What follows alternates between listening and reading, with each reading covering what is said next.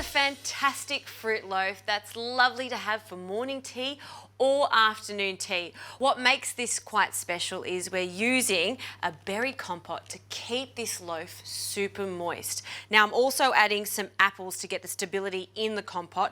In a pot, I'll turn the heat on and I'll add 2 Granny Smith apples. I've peeled the Granny Smith apples, cored them, and then cut them into large chunks. We'll place them into the pot with a few teaspoons of water. You don't want too much water because the fruit will give off some of the moisture. Now for some sweetness, caster sugar, we'll add that and give it a mix. And now I'll place the lid on and just cook this for about 8 to 10 minutes or until the apples start to go quite tender. Now for the loaf batter. This is wholemeal self-raising flour. I'll add a pinch of salt and some bicarb, and with a spoon mix all of that together and then make a whirl in the center. Now I'll crack in 2 whole eggs and the second one. And I won't whisk this yet, we'll wait for our wet ingredients to be ready. In the meantime, I can measure out 80 millilitres of olive oil. This is also going to keep this cake super moist.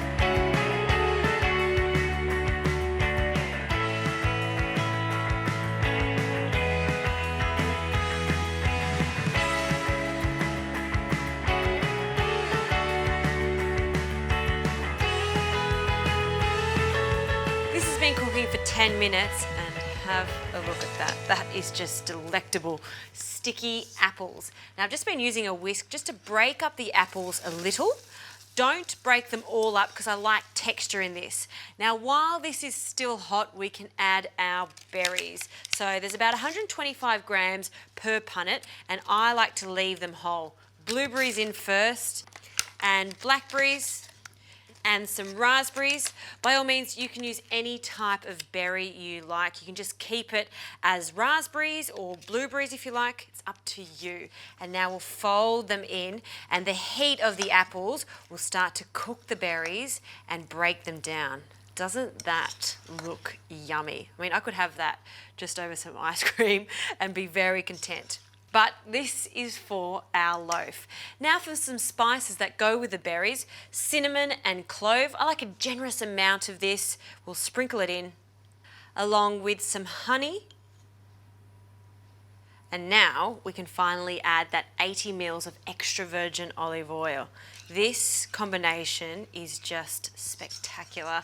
Once you've mixed that in, you can crush the berries, and now we can add this to our dry ingredients. I need to measure out roughly 1 cup of this mixture just with my spoon. I'll place that into a measuring cup, making sure we get a nice variety of the berries and the apple. Perfect. And we can start incorporating it into our flour and egg mixture.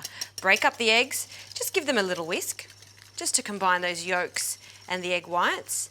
And now we can add our berry mixture. Start to mix that in and then transfer over to a wooden spoon just to fold it in. I don't want to overwork this mixture. I want it to keep it really nice and light. Now I've lined a loaf tin. I'll place this mixture in. The oven's at 180 degrees and I'm going to cook this for about 35 minutes.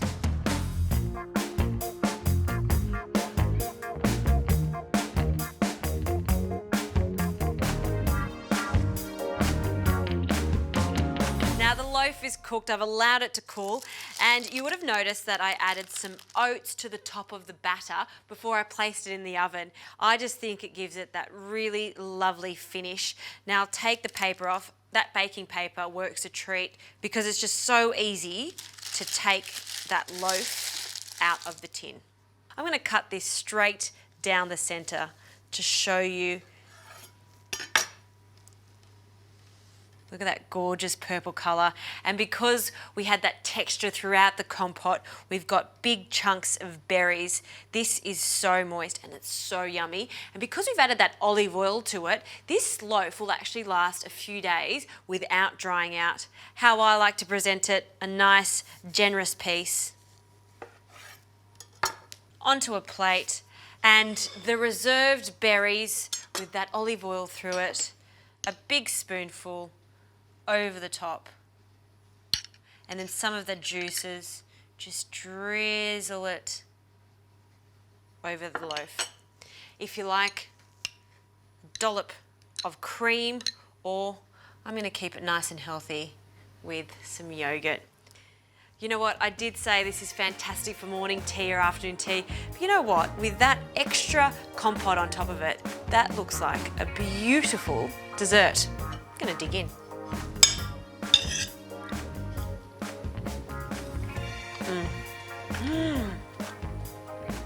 That is definitely not your average loaf. Mixed berry loaf is the way to go.